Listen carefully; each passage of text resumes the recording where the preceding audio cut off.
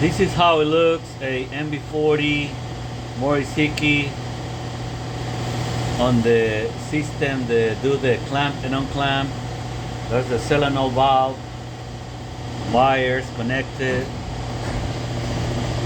That's the unit that control the alignment and the speed control on the machine.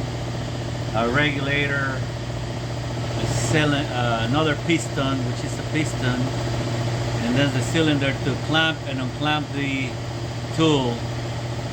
So those are the components and more shafts and other items. Okay guys, thank you, likes and subscribe, and don't forget to hit the bell. Thank you, have a good day.